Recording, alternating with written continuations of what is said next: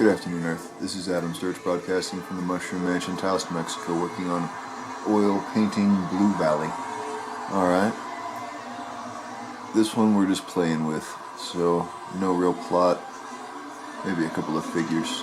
I'm going to use the Payne's Gray, Prussian Blue, Red, and a little Titanium White, and see what happens. Right there.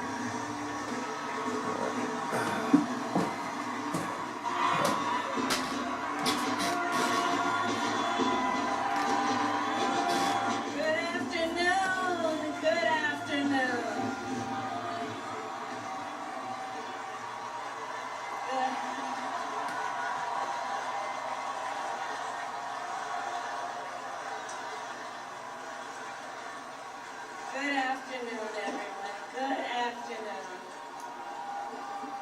Good afternoon. Good afternoon. Thank you all. Thank you, thank you. Thank you, thank you. So let me say, and I love you back. And I love you back. So let me say, my heart is full today. My heart is full today, full of gratitude for the trust you have placed in me, full of love for our country, and full of resolve. The outcome of this election is not what we wanted, not what we fought for, not what we voted for, but hear me when I say, the light of America's promise will always burn bright. As long as we never give up, and as long as we keep fighting.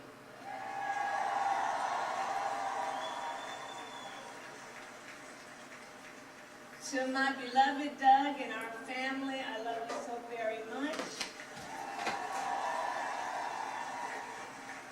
To President Biden and Dr. Biden, thank you for your faith and support. To Governor Walz and the Walz family, I know your service to our nation will continue. And to my extraordinary team, to the volunteers who gave so much of themselves, to the poll workers and the local election officials, I thank you all. Look, I am so proud of the race we ran, and the way we ran it, over the 107 days of this campaign. We have been intentional about building community and building coalitions, bringing people together from every walk of life and background, united by love of country with enthusiasm and joy in our fight for America's future. And we did it with the knowledge that we all have so much more in common than what separates us. Now I know folks are feeling and experiencing a range of emotions right now. I get it. But we must accept the results of this election. Earlier today, I spoke with President Trump and congratulated him on his victory. I also told him that we will help him and his team with their transition, and that we will engage in a peaceful transfer of power.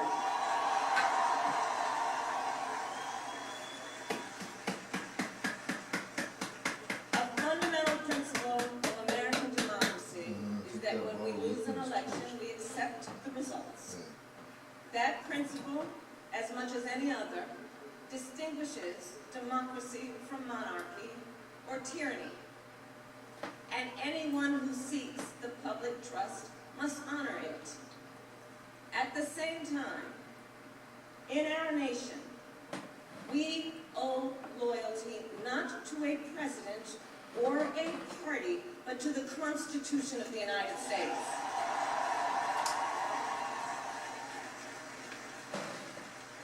And loyalty to our conscience and to our God.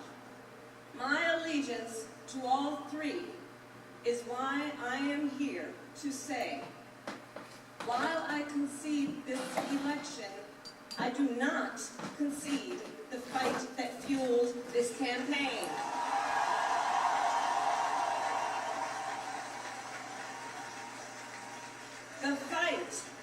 The fight for freedom, for opportunity, for fairness, and the dignity of all people. A fight for the ideals at the heart of our nation, the ideals that reflect America at our best. That is a fight I will never give up.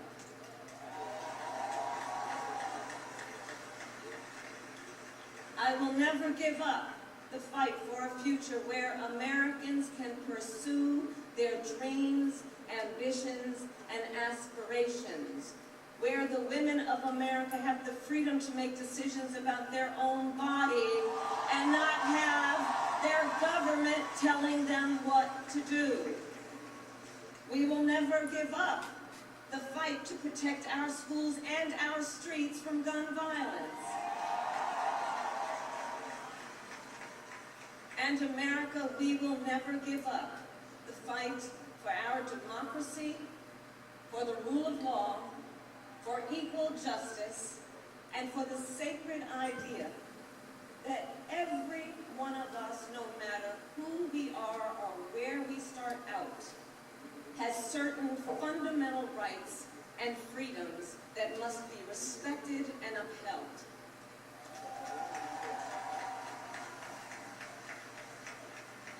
And we will continue to wage this fight in the voting booth, in the courts, and in the public square. And we will also wage it in quieter ways, in how we live our lives, by treating one another with kindness and respect, by looking in the face of a stranger and seeing a neighbor, by always using our strength to lift people up, to fight for the dignity that all people deserve. The fight for our freedom will take hard work, but like I always say, we like hard work. Hard work is good work. Hard work can be joyful work. And the fight for our country is always worth it. It is always worth it.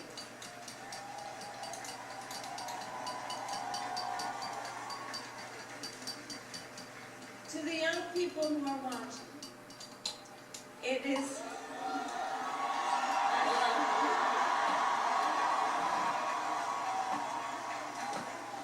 To the young people who are watching, it is okay to feel sad and disappointed. But please know it's going to be okay. On the campaign, I would often say, when we fight, we win. But here's the thing. Sometimes the fight takes a while. That doesn't mean we won't win. That doesn't mean we won't win. The important thing is don't ever give up. Don't ever give up. Don't ever stop trying to make the world a better place. You have power. You have power. And don't you ever listen when anyone tells you something is impossible because it has never been done before.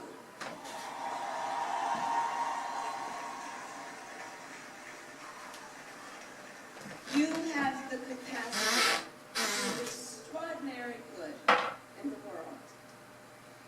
And so to everyone, do not despair. This is not a time to throw up our hands. This is a time to roll up our sleeves.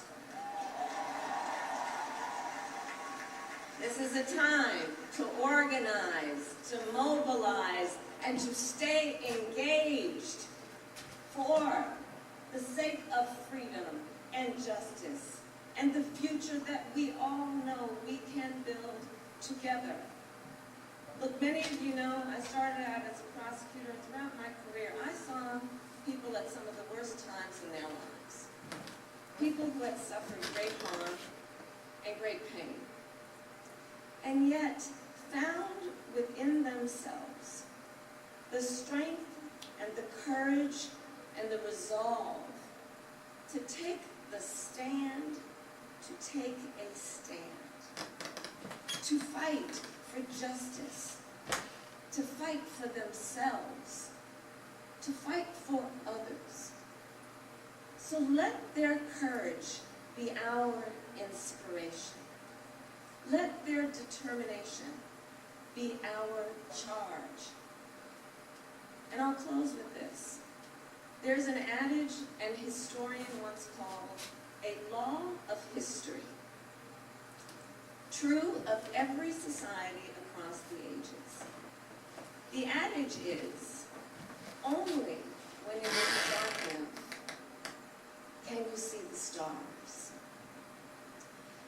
I know many people feel like we are entering a dark time, but for the benefit of us all, I hope that is not the case. But here's the thing, America, if it is, let us fill the sky with the light of a brilliant, brilliant billion of stars. The light of optimism, of faith, of truth, and service.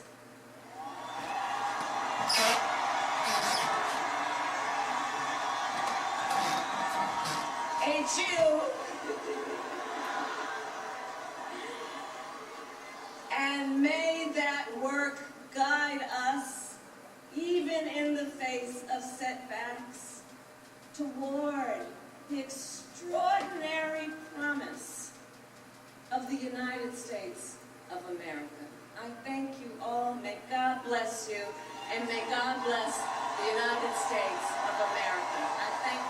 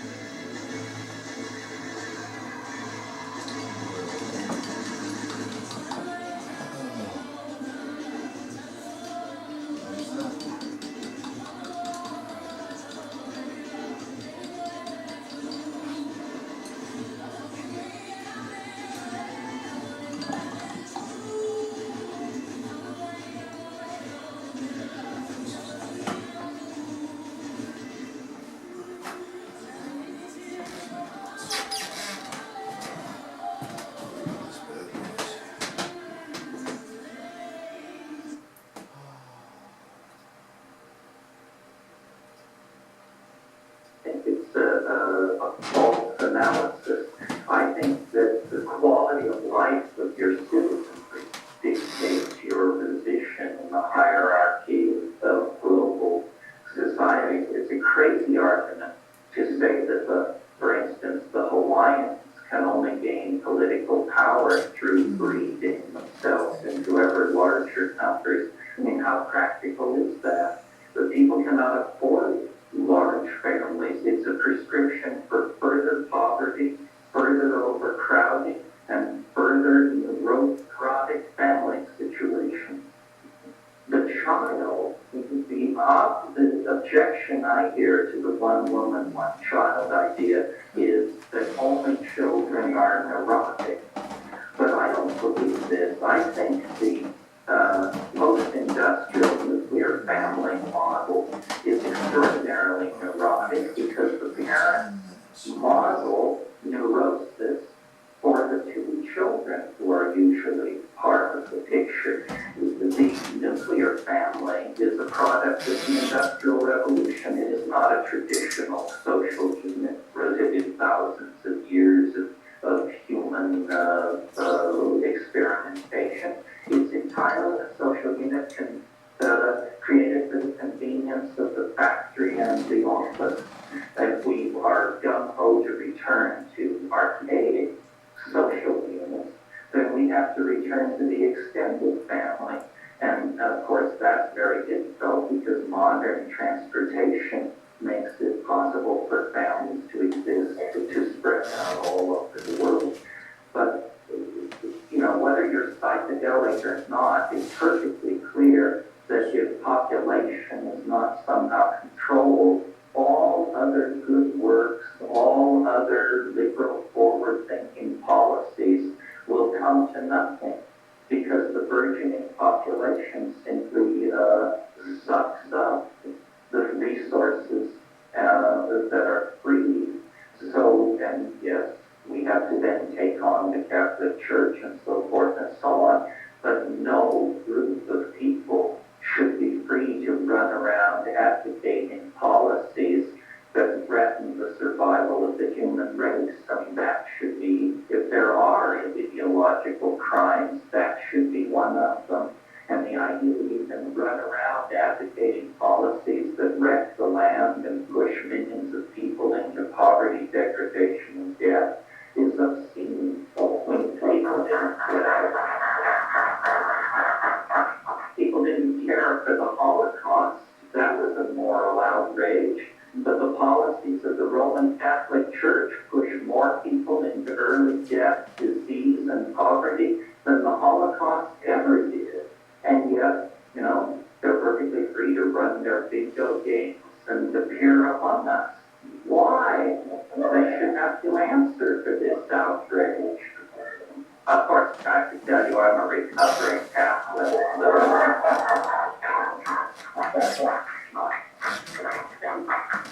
Next. Well, sir, your advocate still cites your possible change for the necessary transformation of consciousness that we need, you know, for this culture, this current civilization is continuing. And you painted a wonderful picture about how we really are at that breaking point. Something has to happen. But I'm just wondering, do you have any kind of scenarios envisioning a way in which it's possible for the widespread ingestion and usage of this stuff to be currently criminal? How can this work? How can this happen? I mean, it's something that you have to take, like I said, experience and saying that a large number of people have to have it. And, well, there are different answers that range from obvious to inobvious. I mean, you're all probably up to speed on the legalization struggle, how hopeless it seems, how prolonged the debate. Recently, I've been thinking about this in a slightly different way. Here's an There is a plant called Salvia divinorum. Probably most of you have never heard of it. It contains a compound which is not an indole and which is not scheduled, called salvorine alpha. When you take 20 leaves of this plant, which can be grown in most climates and everywhere in the world as a house plant very easily, when you take 20 leaves of this plant and chew it up and lie down in silent darkness, it provokes about 40 minutes of extraordinarily highly colored three-dimensional hallucination. Let's keep salvia legal. Salvia is legal. There are no laws against it anywhere on this planet. There are no laws against this substance anywhere on this planet. Keep Salvia divinorum legal and go home and plant it and grow it and take it, and you will not be disappointed. This is not a shout. In other words, I test everything anybody tells me works, and it never does. This works, and in fact, chemists in the past 6 months have isolated the compound. It's called salvorine alpha. It's an isoquinoline. It's absolutely unknown to law enforcement. It has no history of human abuse, and it's active in the 200 microgram range, and it's smokable. The salvia divinorum should be kept legal. It should be propagated everywhere. It should be widely grown and taken. Psychotherapists can use it. You can organize your church around it. You can do whatever you want with it. If what we're trying to do is get the psychedelic experience into the public domain, this is the way to go. Once we secure that salvia does not cause madness, impotence, whatever, then the issue of these other psychedelics will be seen in a different perspective. This, by the way, is very new information, and there are people who will shit a brick when they find out I said this to you tonight, because there's a debate going on in the upper echelons of psychedelia about whether or not this should be public knowledge. I trust that debate is now closed.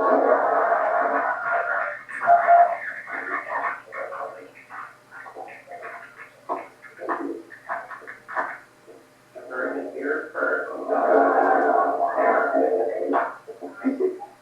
An organic plant from the ordinary suppliers of psychoactive gardening. Salvia, S-A-L-V-I-A, space, D-I-V-I-N-O-R-U-M.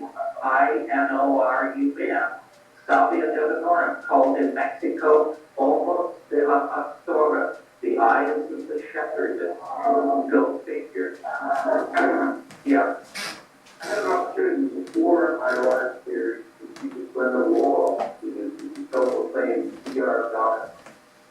She believes that we need to wrestle control of technology to scientists and artists. Would you extrapolate on that? Your view on virtual reality? Yes, well, I've wrestled friend a number of times. Yeah, I completely agree. I'm very excited about virtual reality, which some people think is this funny thing for a botanist and a jungle bunny to be into. But what I see coming out of VR is a technology by which we can show each other the inside of our own heads. Ooh, that's what it promises. I can imagine a world where around age 6 or 7, a child begins to build their virtual reality. Well, by the time you're 25, it would be half the size of Manhattan, and it would be your world, and it would be more you than your body. I mean, after all, we don't really identify, do we, with 145 pounds of monkey flesh. That is not you.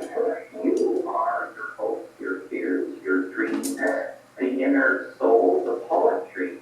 So I can imagine a world where if you were seriously interested in having a relationship with someone, you would invite them into your reality and say, this is me, stroll around, check the Alright, so there you go. Don't let it get you down, it's only castles burning. Anyway, that's that for the moment. That's Adam Sturch podcasting from the Mushroom Mansion, Taos, Mexico, working on oil painting Blue Valley.